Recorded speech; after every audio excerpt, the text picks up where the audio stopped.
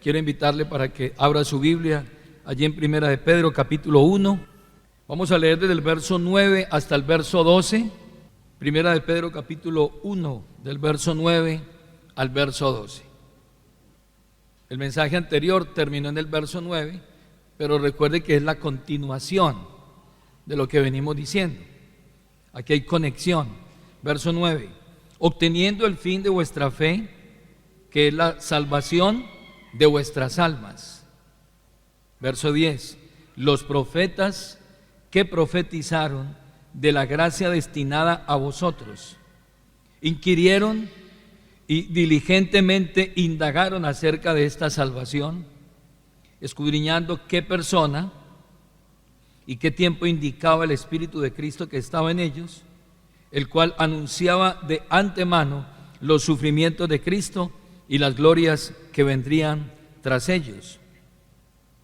A esto se les reveló que no para sí mismos, sino para nosotros, administraban las cosas que ahora os son anunciadas por los que os han predicado el Evangelio por el Espíritu Santo enviado del cielo, cosas en las cuales anhelan mirar los ángeles. Oremos. Padre, muchas gracias te damos en esta preciosa mañana. Reconocemos, Señor, que todo proviene de ti, que estos textos que acabamos de leer son el resultado de la inspiración del Espíritu Santo.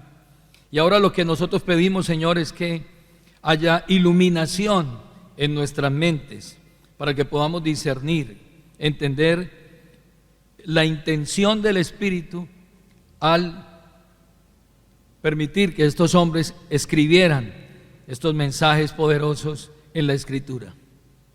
Ayúdanos, Señor, a entenderlo y a aplicarlo a nuestra vida, que podamos encontrar aquí un propósito espiritual para nuestras vidas.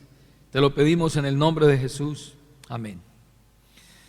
Vamos a meditar en esta mañana bajo el título Una salvación digna de admirar. Venimos hablando acerca de ese mensaje predicado por los apóstoles, específicamente por el apóstol Pedro, y es importante hacer varias salvedades aquí antes de introducirnos en el tema. Aquí vamos a hablar de profetas, y quiero hacer la salvedad antes de entrar en detalle, y es que nosotros no creemos en que hoy se mantenga el ministerio profético así como lo muestra la Escritura, al igual que el ministerio apostólico, por dos razones. La primera, porque los apóstoles fueron escogidos por Jesús y ellos tenían que haber sido testigos de la resurrección de Cristo. Los apóstoles fueron los que pusieron el fundamento de la iglesia, dice, edificado sobre el fundamento de los apóstoles, dice Pablo cuando escribe a los Efesios. Y pues el fundamento de un edificio solo se pone una sola vez. Así de que ese ministerio apostólico cesa. Ahora está en ejercicio el ministerio pastoral, el ministerio evangelístico y el ministerio de enseñanza o maestro. El ministerio profético fue hasta Juan, y en este ministerio tenemos una razón de peso. Ya la profecía se cerró. Apocalipsis dice que nadie puede ni agregar ni quitar a la profecía. Nadie lo puede hacer. Quien lo haga, entonces las plagas escritas en este libro caerán sobre él. Nadie puede añadir más. Así de que ahora no hay más revelación. Ahora lo que debemos pedir es iluminación del texto, que Pedro dice que es la palabra profética más segura, a la cual hacemos estar atentos como a una antorcha que alumbra en lugar oscuro. Entonces, antes de introducirnos en este tema, hacemos la salvedad que aquí no hay apóstoles ni tampoco profetas, porque eso está de moda. Generalmente el líder de la iglesia se vuelve apóstol y nombra a la esposa profeta. Entonces es una combinación bien inclusive. Pero nosotros no creemos en ello, no lo practicamos, porque la Biblia lo que dice es otra cosa. Entonces, dicho esto, hermanos, vamos a mirar estos pasajes que hemos leído, y podemos decir entonces que no podemos perder de vista el propósito de esta carta. ¿Cuál es el propósito de la carta que Pedro escribe? El propósito de la carta es un poderoso recordatorio de esperanza en medio del sufrimiento. Pedro escribe esta carta precisamente como un recordatorio para alentar, para fortalecer la esperanza de los expatriados que estaban dispersos por diferentes lugares, que estaban siendo perseguidos brutalmente, estaban siendo vituperados y muchos de ellos murieron por causa del evangelio, habían sido expropiados también de sus bienes. Entonces el Espíritu Santo inspira a Pedro para que escriba esta carta y les envía un poderoso recordatorio de esperanza en medio del sufrimiento. Quizás el versículo que engloba todo el propósito de esta carta lo encontramos allí en Primera de Pedro capítulo 1, el verso 3. Dice: bendito el Dios y Padre de nuestro Señor Jesucristo, que según su gran misericordia nos hizo renacer para una esperanza viva por la resurrección de Jesucristo de los muertos. Aquí está el propósito básico de la carta, el propósito general. Hay muchos más propósitos en la carta, pero el propósito céntrico es alentar con un mensaje de esperanza basado en la resurrección de Cristo. Ahora, debemos recordar que la esperanza del creyente no está basada en el sentimiento que pueda tener en medio de los tiempos difíciles. O sea, la esperanza nuestra no está basada en nuestro estado anímico, en nuestro estado mental. Yo me siento, no es como yo me sienta. Nuestra esperanza no está basada en eso. Tampoco está basada en los propósitos y metas personales que cada uno de nosotros tiene. Esa no es nuestra esperanza. No es que yo tengo grandes propósitos, grandes metas, yo me he forjado esto. ¿Por qué? Porque es que eso es incierto. Usted puede hacer los planes que quiera, pero eso no depende de usted. Usted no tiene control absolutamente sobre nada. Así de que mi esperanza no está basada en los propósitos y metas personales que cada uno de nosotros tiene. Ahora hago la salvedad. No quiere decir que usted no va a fijarse propósitos, no va a fijarse metas, no se va a fijar un proyecto. No estoy diciendo eso, sino que su esperanza no puede estar ahí. Tampoco se basa en el control y la seguridad personal que equivocadamente podamos tener en nosotros mismos. Esa no es nuestra esperanza. Es que él es muy seguro, es que ella es muy segura. Tampoco esa es nuestra esperanza. Y mucho menos en los dichos u opiniones de otras personas acerca de nosotros. Es que de mí dicen esto, es que a mí me han dicho esto. Tampoco nuestra esperanza está en eso. Porque a Jesús la multitud lo proclamó, le tiró los mantos y palmeras en el camino para entrar a Jerusalén y lo ovacionaron. Y días después estaban gritando: crucifícale, crucifícale. Los que proclamaron a Jesús al día siguiente lo estaban crucificando. Así de que la única fuente firme, segura, estable, inamovible es lo que Dios ha dicho en su palabra acerca de nosotros. Eso es lo que nos da a nosotros la esperanza.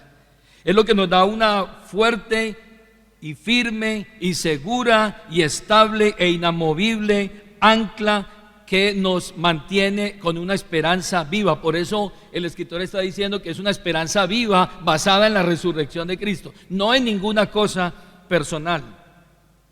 Y Pedro ahora en su carta lo que va a anunciar a esos destinatarios para avivar aún más la esperanza es que la salvación que ellos tenían y que nosotros tenemos hoy también, esa salvación que él está escribiendo inspirado por el Espíritu Santo, esa salvación que ha trascendido los miles y miles de años, es una salvación que hoy es, escuche bien, una salvación confirmada por el Espíritu Santo. Es una salvación anunciada por los profetas, es una salvación predicada por los apóstoles y es una salvación observada con admiración por los ángeles. Esa es nuestra salvación. Por eso nuestra salvación es segura. Por eso nosotros no estamos jugando a los dados o estamos pensando que se va a perder. No, eso no se va a perder. ¿Por qué? Porque eso fue proclamado por el Espíritu Santo, fue anunciado por los profetas, predicado por los apóstoles y observada con admiración por los ángeles. Una salvación segura. Y vamos a volver allí al texto, en el capítulo 1, en el versículo 9, dice: obteniendo el fin de vuestra fe, que es la salvación de vuestras almas. ¿De qué venimos hablando aquí? De la salvación. Eso es lo que nosotros venimos hablando. Otra versión, la versión Dios habla hoy, dice: los profetas estudiaron e investigaron acerca de esta salvación y hablaron de lo que Dios en su bondad iba a darles a ustedes. El Espíritu de Cristo hacía saber de antemano a los profetas lo que Cristo había de sufrir y la gloria que vendría después, y ellos trataban de descubrir el tiempo y las circunstancias que señalaba el Espíritu que estaba en ellos.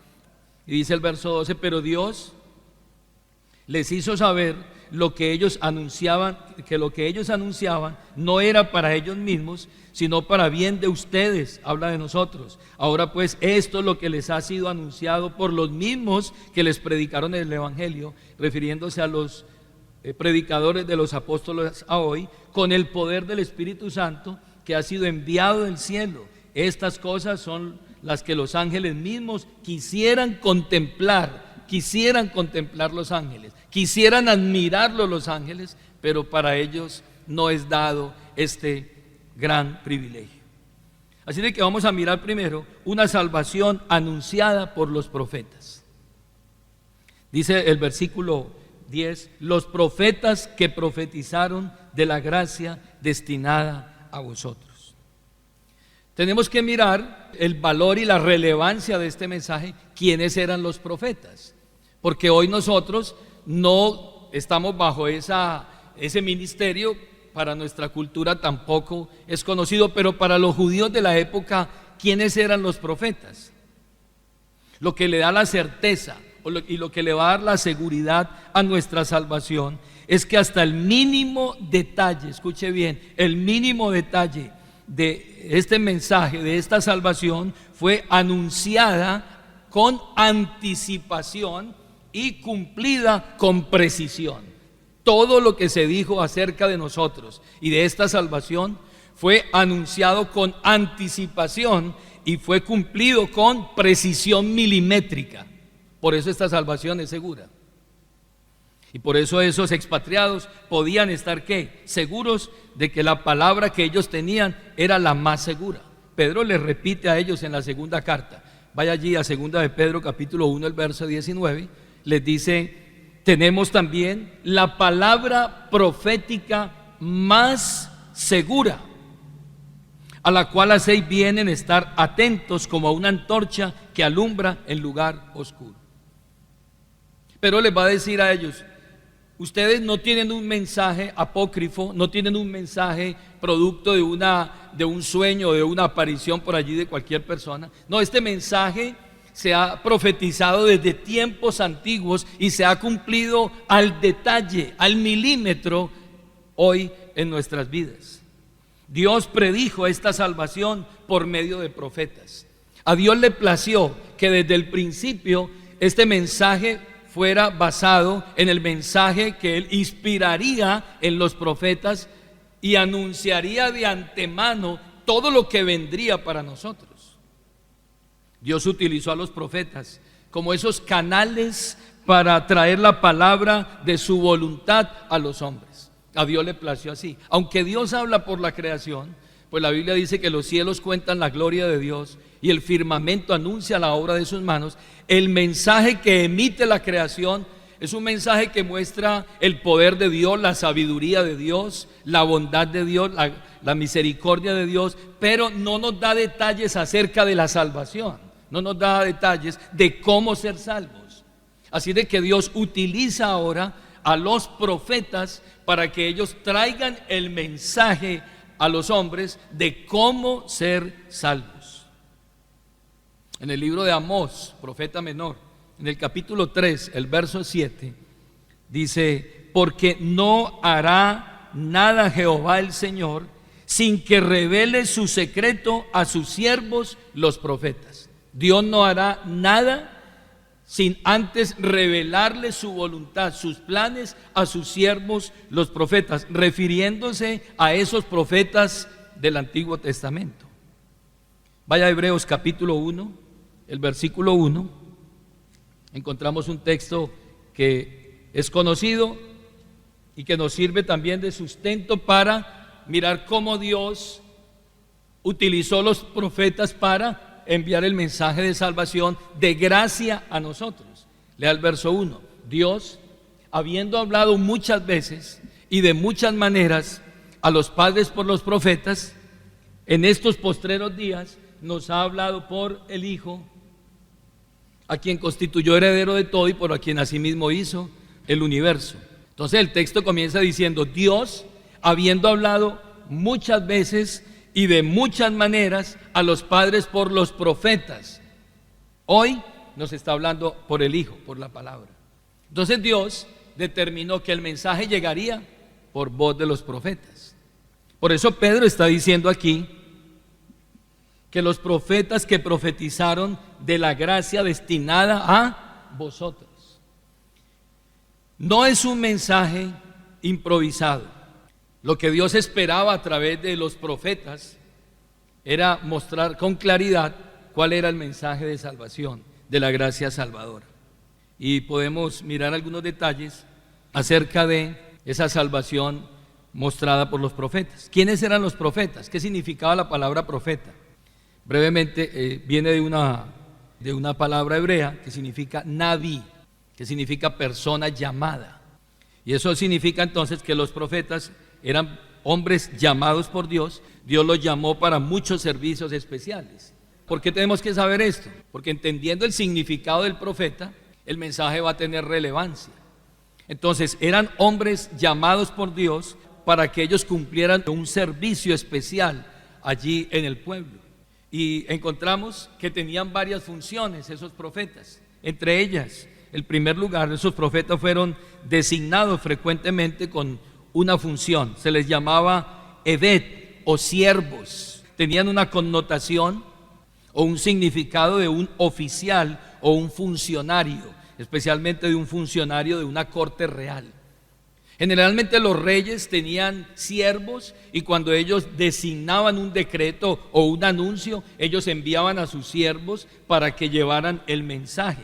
Los profetas jugaron un papel especial en la corte de Dios. Es decir, esos profetas eran los mensajeros que Dios utilizaba. Y sirvieron como representantes del trono de Dios, del trono celestial. Ellos fueron los siervos oficiales que hablaban en el nombre del gran rey. Eso eran los profetas de ese tiempo. Hablaban en nombre del gran rey. Hay un pasaje allí en Daniel capítulo 9, el verso 6. Y en esa oración que Daniel hace de lamento por el extravío del pueblo, él dice estas palabras, verso 6: no hemos obedecido a tus siervos los profetas que en tu nombre hablaron. Quiere decir que esos profetas tomaban la palabra de Dios y llevaban esa palabra al pueblo, llevaban el mandamiento, llevaban el precepto de Dios. Otra labor de ellos era la labor de ser videntes. Eran los videntes de Dios, eran los ojos de Dios en la tierra. Segunda de Samuel 24:11 dice: la palabra del Señor vino al profeta Gad, vidente de David. Entonces no solamente toman la palabra, la llevan al pueblo, sino que también estos hombres eran los videntes de Dios. Se les llamaba videntes porque se les daba acceso, se les daba el privilegio de mirar los lugares celestiales. Tenían acceso directo al trono de Dios en visión. Recuerden el pasaje de Isaías capítulo 6, vaya allí por favor. Aquí encontramos al profeta Isaías viendo una visión. Dice el capítulo 6 de Isaías: en el año en que murió el rey Usías, ¿qué pasó? Vi yo al Señor sentado sobre un trono alto y sublime, y sus faldas llenaban el templo. Y dice el verso 2: por encima de él había serafines, cada uno tenía 6 alas, con 2 cubrían sus rostros, con 2 cubrían sus pies y con 2 volaban.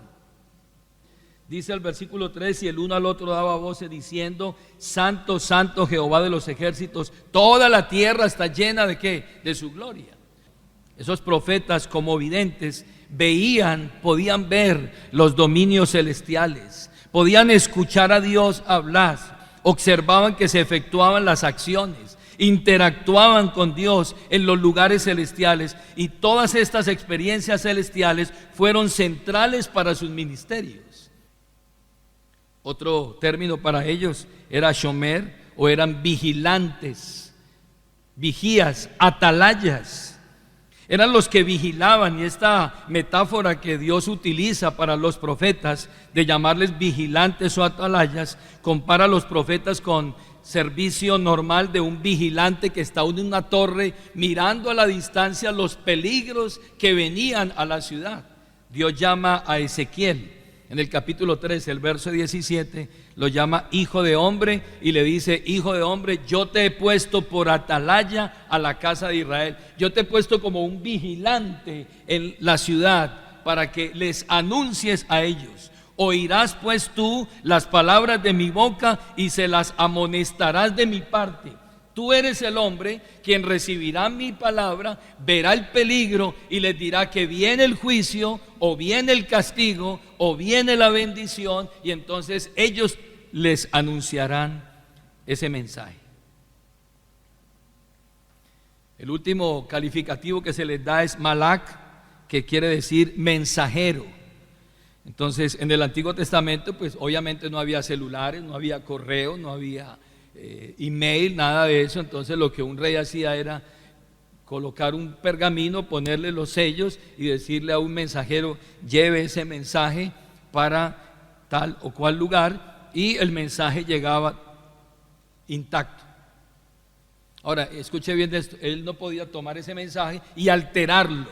No, él tenía que llevar el mensaje tal cual era el mensaje, así debía llevarlo. Y cuando uno lee en Ageo capítulo 1, el verso 13, habla del profeta mensajero. Dios le dijo a Ageo, enviado de Jehová, habló por mandato de Jehová al pueblo diciendo: yo estoy con vosotros, dice Jehová. Dios utiliza a Ageo para que lleve un mensaje, y tal cual Dios le entrega el mensaje, él lleva el mensaje y le dice al pueblo: Dios ha dicho que Él está con nosotros. El saber entonces quiénes eran los profetas, cómo hablaban los profetas, cómo utilizaba Dios a los profetas, le dio entonces a esos creyentes una esperanza segura acerca de la salvación prometida. Es decir, este mensaje no es parte de la improvisación. Este mensaje fue inspirado, este mensaje fue entregado directamente desde el trono de Dios a los mensajeros, y los mensajeros ahora lo llevan al pueblo, y ese mensaje es totalmente fidedigno. Ahora, vuelva allí a Primera de Pedro, capítulo 10. Entonces, los hermanos que estaban expatriados, sin esperanza, oír eso, oír que eran los profetas los que habían traído ese mensaje, les daba la seguridad también a ellos. Pero la pregunta es: ¿cuál fue el mensaje que ellos recibieron? Verso 10: los profetas que profetizaron de la gracia destinada a vosotros. El mensaje que ellos trajeron fue el mensaje de salvación, el mensaje de la gracia que vendría a nosotros. Sabemos que Dios en todas las épocas ha dispensado gracia, gracia sobre gracia. Desde el primer día en que el hombre pecó, Dios dejó mostrar su gracia. Mató un animal, cubrió la desnudez de esa primera pareja, esa vergüenza y ese oprobio que vino por causa del pecado. Dios mostró su gracia. Inmediatamente, Génesis 3:15, les da una promesa salvadora de que de la simiente de la mujer nacería uno que aplastaría la cabeza de la serpiente. Pero por naturaleza, Dios siempre ha tenido gracia, incluso bajo el antiguo pacto, ha tenido gracia con la humanidad. Pero lo que los profetas están diciendo aquí es que va a venir una gracia mayor, una gracia mucho más abundante, una gracia que los hombres y las mujeres van a quedar impresionados, porque Dios va a entregar lo más grande para él, y es a su Hijo unigénito. La Biblia dice que la ley vino por medio de Moisés, pero la gracia y la verdad vinieron a través de ¿quién? De Jesucristo. Es la máxima expresión de gracia. ¿Y qué hicieron estos profetas con esta gracia? ¿Qué recibieron ellos? Ese mensaje. Hombre, ellos hicieron una investigación diligente. Y aquí quiero que miremos el valor, la grandeza, el compromiso y la responsabilidad de estos predicadores, estos profetas que Dios colocó. Esos profetas del Antiguo Testamento enseñaron la doctrina de la salvación. Y no solamente recibieron un mensaje, no, ellos indagaron, investigaron y averiguaron el tiempo y las circunstancias a las cuales apuntaba el Espíritu, el cual predijo los sufrimientos y las glorias de Cristo.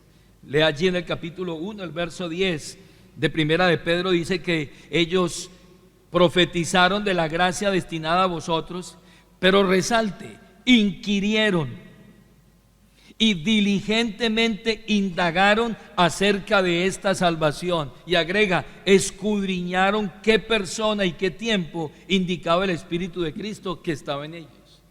O sea, no es un mensaje simplemente que lo toman y voy a entregarlo. No, ellos indagaron, investigaron, ellos escudriñaron cuál era el mensaje que les estaba llegando a ellos. Es decir, fue un mensaje profetizado, fue un mensaje indagado, fue un mensaje investigado y predicho por el Espíritu Santo, porque ellos sabían que era un mensaje que redundaría en la salvación de la humanidad entera. Y en ese grado de responsabilidad, ellos entonces, dice la Biblia, que no solamente lo reciben, sino inquirieron y diligentemente indagaron acerca de esta salvación, escudriñando. Y aquí vemos el compromiso de esos hombres. En Lucas capítulo 24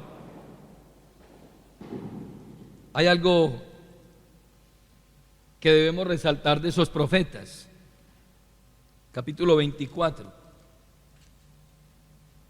Encontramos a unos siervos fieles, abnegados, que toman el mensaje y lo llevan. Ahora, Dios los usó, pero les dijo a ellos que ese mensaje no era para ellos. Entonces alguien diría, no, eso no es para mí, eso no es para mí. Entonces yo lo llevo de cualquier manera.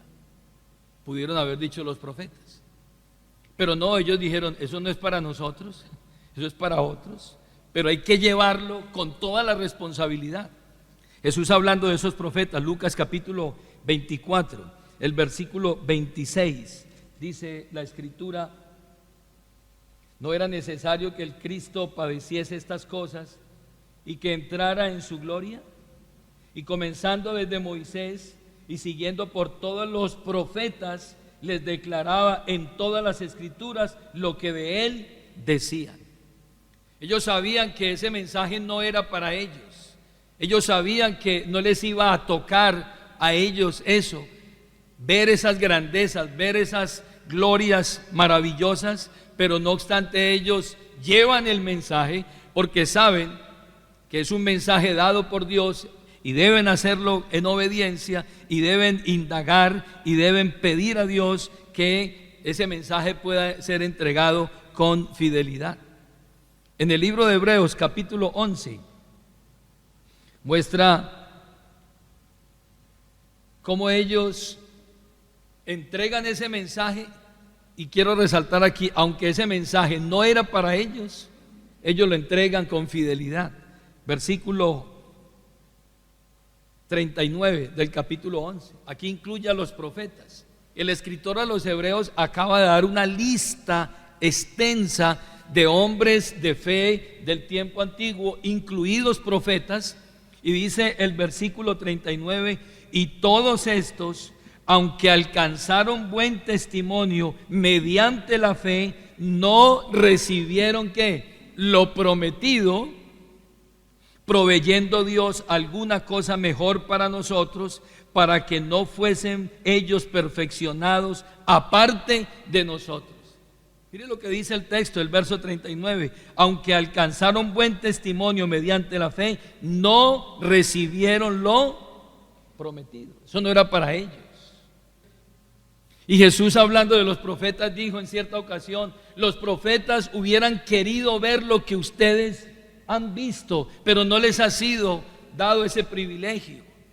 Pero ellos, no obstante, dice que indagaron y buscaron e inquirieron diligentemente acerca de esta salvación, y lo hicieron con entrega, con dedicación. Es más, buscaron cuándo iba a suceder, cómo iba a suceder el advenimiento del Mesías. Isaías, por ejemplo, habló acerca del nacimiento de Cristo. En Isaías capítulo 7, el verso 14, dice el versículo que una virgen concebirá y dará a luz un hijo y llamará su nombre que Emmanuel, que traducido quiere decir Dios con nosotros. Isaías profetizó acerca de su ministerio, pero también profetizó de los sufrimientos y de la muerte del Mesías en Isaías capítulo 53. Pero ellos no vieron eso. Ellos no lo percibieron, porque lo dijeron a la distancia. Muchos, incluso miles de años antes, estaban hablando de eso, pero no era para ellos. Ahora ese mensaje llega, ese mensaje de salvación para nosotros, escuche bien, lo traen los profetas, y ahora entonces se lo entregan ¿a quién? A los apóstoles. Por eso su fe está fundada sobre dos mensajes. Dice que nosotros estamos edificados ¿sobre qué? Sobre mensaje de apóstoles y profetas, siendo la principal piedra del ángulo Jesucristo mismo, en quien todo el edificio bien formado, entonces viene siendo un templo santo para el Señor. Esa revelación llega de los profetas y pasa a la mano de los apóstoles. Ahora usted conoce por las escrituras quiénes fueron los apóstoles. Pero antes, ¿qué pasó con los profetas? ¿La pasaron bien? ¿Vivieron cómodamente? ¿No? Jeremías, por ejemplo, fue vituperado, fue metido en una cisterna. Era un depósito de excremento, y allí lo metieron en esa cisterna por dar el mensaje. La mayoría de esos profetas murieron, padecieron, y Jesús, cuando lloró frente a Jerusalén, dijo estas palabras: Jerusalén, Jerusalén, que matas a los profetas y apedreas a todos los que te son enviados. ¿Cómo murieron? Apedreados, aserrados. Lo peor, murieron esos profetas solo porque ellos traían un encargo. ¿Para quién? Para usted, para mí. Porque ese mensaje no era para ellos, pero ellos entregaron sus vidas, y Jesús dijo que fueron muertos y fueron apedreados por causa de ese mensaje, pero lo trajeron fielmente hasta nosotros para entregárselo en un relevo a los apóstoles. Ellos predijeron, pero los apóstoles ya vieron el cumplimiento de ese mensaje. Así de que Pedro ahora mira las profecías mesiánicas del Antiguo Testamento a la luz del cumplimiento del Nuevo Testamento, y él confirma que Jesús ha cumplido estas profecías. Ese mensaje que llega contra viento y marea llega hasta nosotros, llega hasta las manos de nosotros, luego de que los apóstoles han recibido ese mensaje. Váyase allí a Efesios capítulo 3. Ahí se da el relevo, capítulo 3, el verso 1 al verso 7. Dice: por esta causa yo, Pablo, prisionero de Cristo por vosotros. ¿Dónde estaba Pablo? Aquí, en la cárcel. Note usted, aquí estaba en la cárcel, está escribiendo esta carta, y agrega: si es que habéis oído de la administración de la gracia de Dios que me fue dada para con vosotros. Aquí está hablando ahora Pablo diciendo: yo he recibido esta gracia y ahora me es impuesta necesidad. Y ay de mí si yo no llevo este mensaje. Verso 3, que por revelación me fue declarado el misterio, como antes lo he escrito brevemente, leyendo lo cual podéis entender cuál sea mi conocimiento en el misterio de Cristo. Misterio que en otras generaciones, está hablando de los profetas, se dio a conocer a los hijos de los hombres, como ahora es revelado a sus santos apóstoles y profetas por el Espíritu Santo. Ese mensaje fue dado a profetas y ahora se le entrega ¿a quién? A los apóstoles. ¿Y cuál es el mensaje? Versículo 6, que los gentiles, ese es el mensaje. Nosotros, los gentiles, son coherederos y miembros del mismo cuerpo y copartícipes de la promesa en Cristo Jesús por medio de el Evangelio, del cual yo fui hecho ministro por el don de la gracia de Dios que me ha sido dado según la operación de su poder.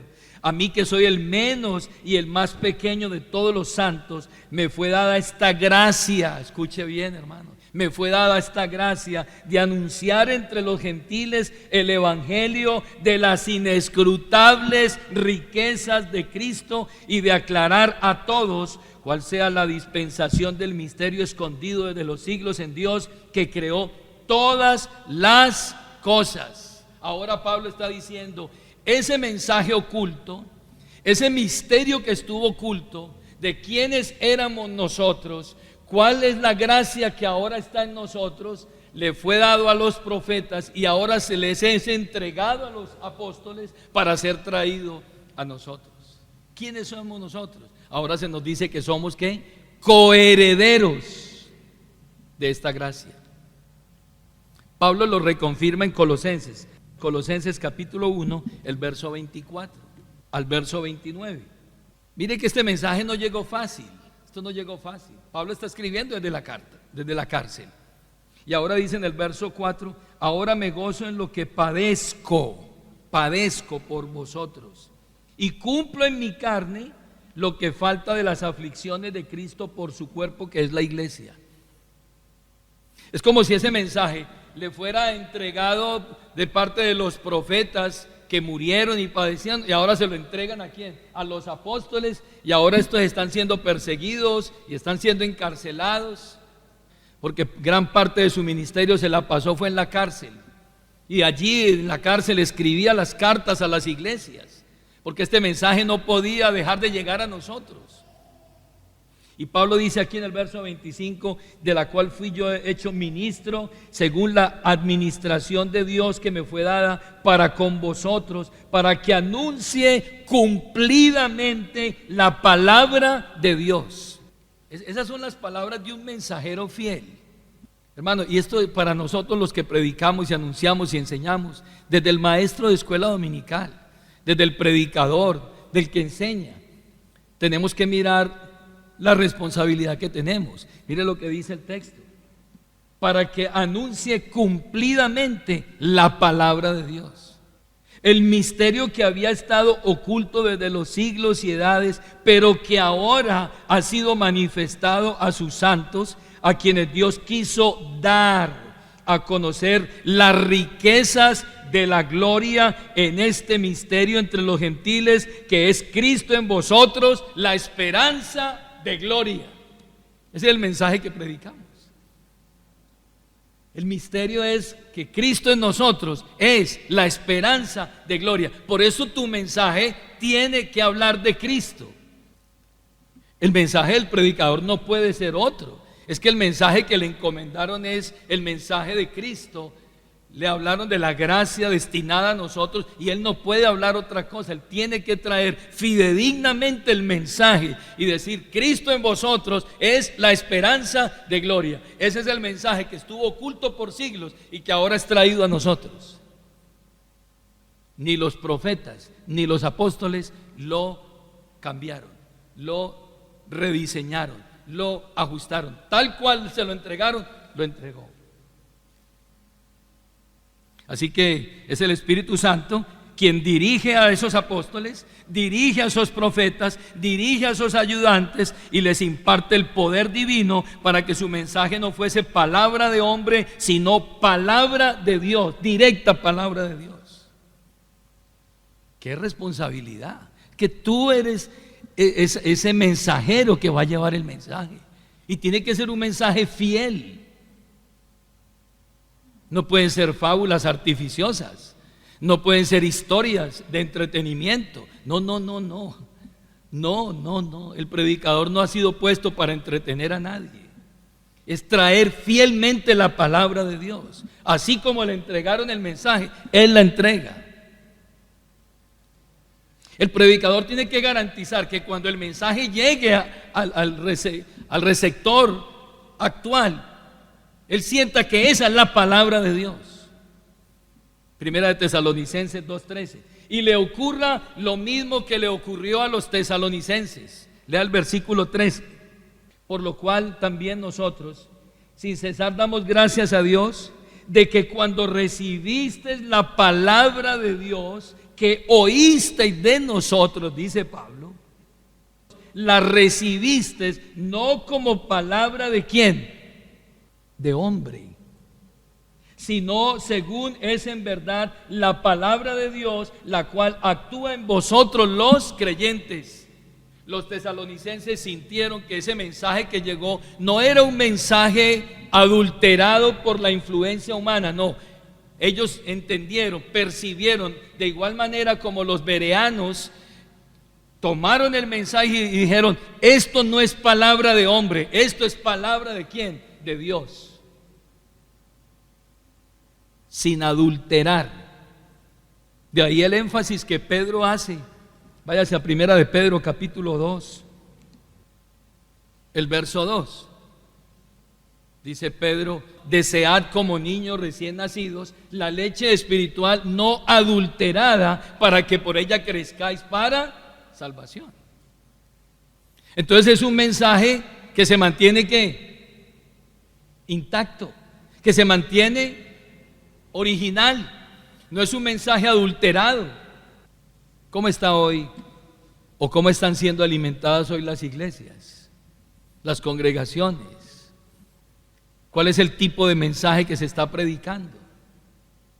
¿Será que podemos garantizar que el mensaje que se dio en la antigüedad a través de los profetas es el mismo mensaje que recibieron los apóstoles y que ahora usted y yo, como parte de esa cadena que va a llevar el mensaje, estamos manteniendo el mensaje fidedigno? Es nuestra responsabilidad. Es nuestra responsabilidad. Entonces los tesalonicenses identificaron que ese mensaje no era un mensaje de hombres, era lo que es la palabra infalible, inerrante, inequívoca, autoritativa de Dios. No, hermano, es que pues no pongamos tanto, no seamos tan estrictos. De pronto echémosle un poquito más como dicen por allí, échele un poquito más de agua a la sopa. No, eso no se puede, es que no se puede, porque el mensaje tiene que llegar tal cual. Y así como los profetas y los apóstoles eran respaldados por el Espíritu Santo, usted y yo, quienes anunciamos hoy el mensaje, de igual manera tenemos la responsabilidad y podríamos decir la obligación de garantizar que ese mensaje llegue puro. Vuelva allí a Primera de Pedro capítulo 1, porque hemos dicho desde el principio que ese mensaje fue inspirado por el Espíritu,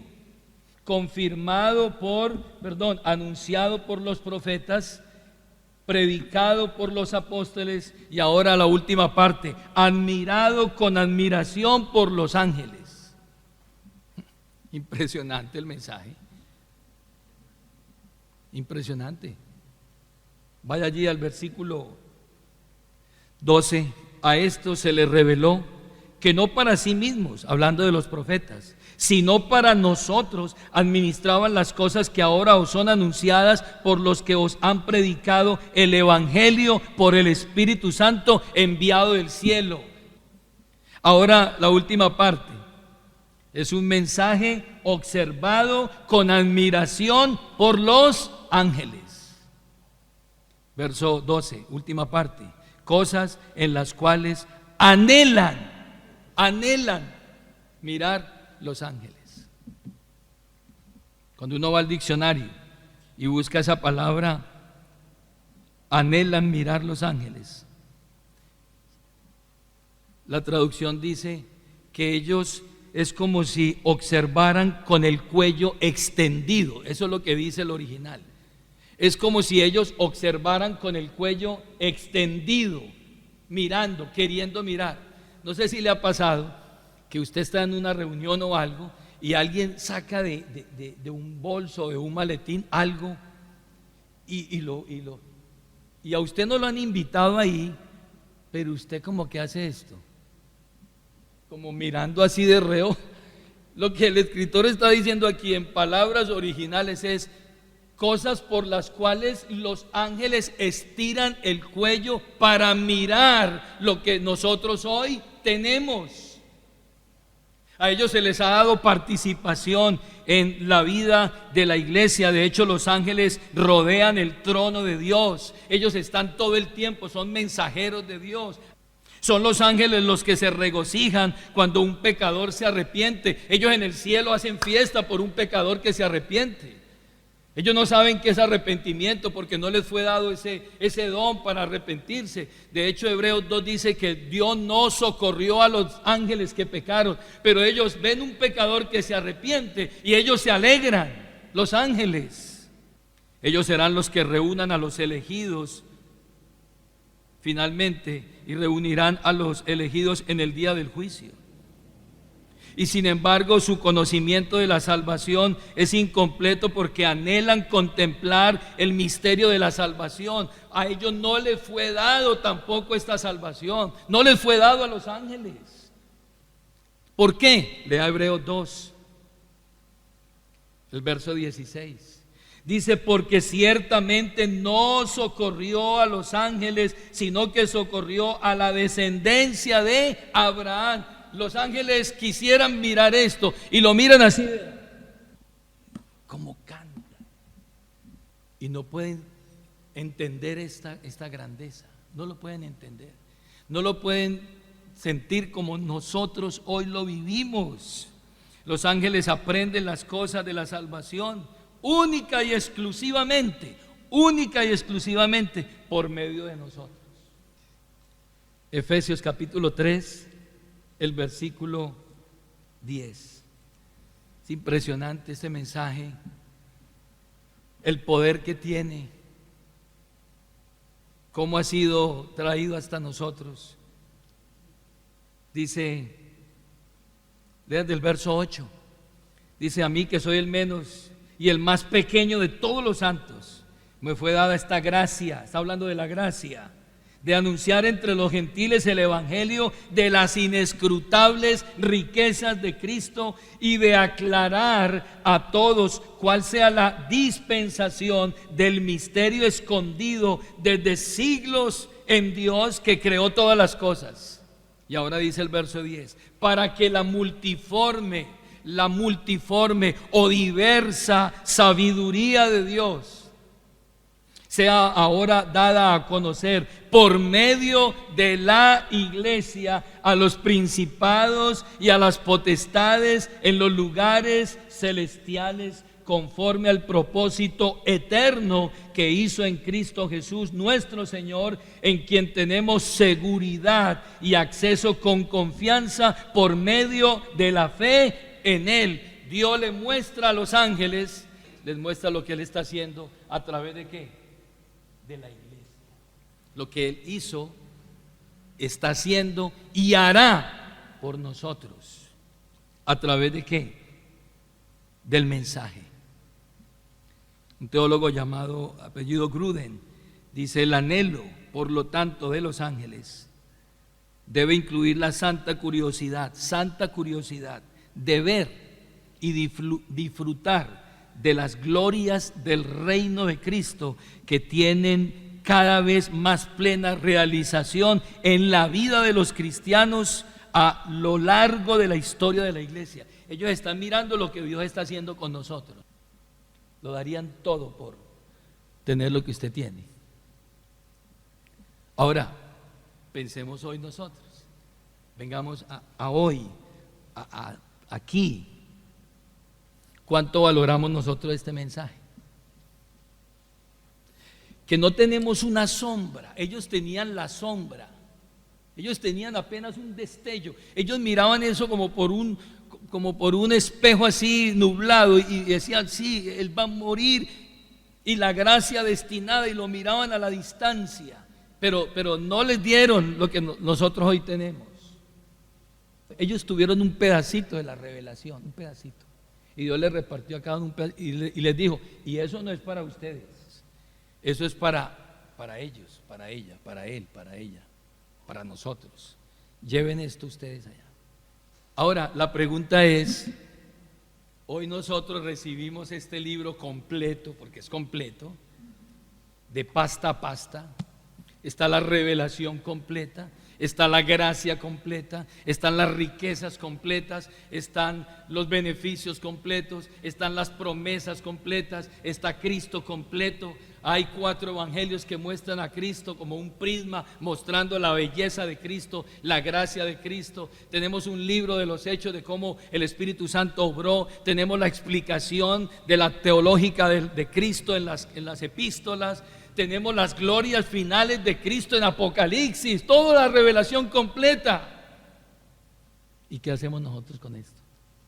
Cuando no solamente los profetas que profetizaron acerca de la gracia murieron por este mensaje, y no solamente ellos, sino también los apóstoles murieron por este mensaje, por entregar finalmente. Y yo no diría que no solamente ellos, los reformadores de los años 1500 entregaron también sus vidas y fueron a la hoguera por ese mensaje y entregaron todo y se fueron al exilio. Y cuando morían en el exilio, dice la historia que los papas mandaban buscar dónde estaban los huesos de ellos, sacaban los huesos y los quemaban para que no quedara la mínima evidencia de ellos. Y ellos se hicieron todo eso por traernos esta palabra profética más segura y ponerla a nosotros aquí. Ahí está. Ahora la pregunta es, ¿qué tanto deseo, qué tanto anhelo, qué tanta hambre tenemos nosotros por este mensaje? Es impresionante. Tenemos hoy una gran responsabilidad. Ahora se nos dice a nosotros, tomen este mensaje y compártanlo con otros. La pregunta es, ¿lo estamos haciendo? ¿Nos estamos deleitando en esa palabra? Hermanos, tenemos una gran responsabilidad. De nosotros hacia atrás hay miles que pagaron un precio altísimo para traernos este mensaje a nosotros. Hoy nosotros debemos, yo diría, mantener esa línea y llenar esa expectativa, porque ellos miraron por un espejo y nosotros tenemos la visión completa, la revelación completa. Hoy uno tristemente a veces escucha, no, breve, ya 15 minutos, es que eso es mucho ya. ¿Cómo así? El mensaje, ya poquito, mucho, ya estoy indigesto, ya no me cabe más. Triste, es muy triste. ¿O qué dicen ustedes, hermano? Ya entre menos mensaje, más entretenimiento. Queremos es otra cosa, pero aquí no. Más mensaje, más palabra, más mensaje, más palabra. ¿Por qué? Porque este es un mensaje que es un gran privilegio para nosotros. Les invito a estar en pie en esta hora. Que Dios nos permita, hermanos,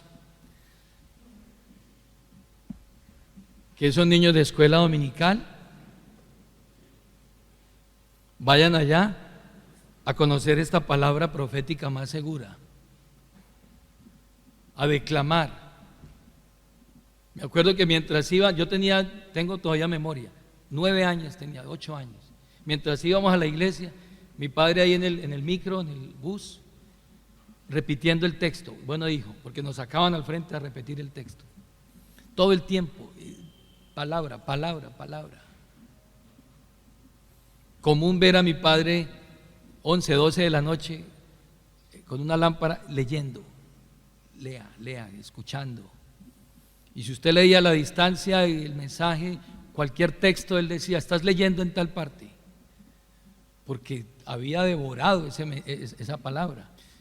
El deleite por la palabra de Dios, hermanos. Yo insistiré en eso hasta que Dios me dé la oportunidad en este lugar. Que lo que tiene la preeminencia aquí y tiene que tener todo, absolutamente todo, el centro de atención aquí será la palabra. La palabra será la que transforme, cambie, fortalezca, regenere. Ella hará todo. Lo que la palabra de Dios no haga, no lo hace absolutamente nadie ni nada. Y reciban los hermanos con mucho amor en esta hora. Pero ese es nuestro deleite y eso es el propósito que tenemos. Amigo, si usted hoy no conoce esta palabra, quiero decirle que esta palabra puede transformar su vida, puede cambiar su vida, puede hacer cosas extraordinarias en usted, pero usted debe exponerse a la palabra de Dios. Si usted tiene una Biblia en su casa, léala, comparta allí con su familia este mensaje y ese mensaje se encargará de hacer cosas extraordinarias. Oremos. Padre, muchas gracias por tu palabra. Este mensaje que fue predicado por apóstoles, por profetas, del cual muchos entregaron sus vidas, y es un mensaje que hoy los ángeles mismos quisieran verlo, quisieran palparlo, ser parte de este mensaje, pero a ellos tampoco les fue dado ese privilegio. Ese mensaje es para nosotros, a quienes nos han alcanzado el final de estos siglos. Ese misterio que estuvo oculto por generaciones ha sido revelado, y ese mensaje dice que nosotros somos coherederos de esta gracia. Señor, coloca en nuestros corazones ese anhelo, ese deseo, esa hambre por conocer, por indagar, escudriñar, conocer, investigar qué es lo que dice eso acerca de nosotros. Que esa misma responsabilidad, compromiso, anhelo, ese deseo por la palabra que hubo en los antiguos, Señor, pueda haber hoy en nosotros. Que sea una iglesia bíblica, una iglesia basada en fundamentos apostólicos y proféticos, y que podamos ser imitadores de esos hombres que entregaron absolutamente todo por este mensaje glorioso, que aunque no era para ellos, sino para otros, ellos lo entregaron todo. Señor, tenemos una gran responsabilidad. Yo pido por cada uno de los hermanos de esta iglesia que podamos deleitarnos en tu palabra y ser unos depositarios, y que la palabra de Dios habite abundantemente en nuestros corazones y en nuestras mentes. Lo pedimos en el nombre de Jesucristo. Amén. Siéntese, por favor, tenga la bondad.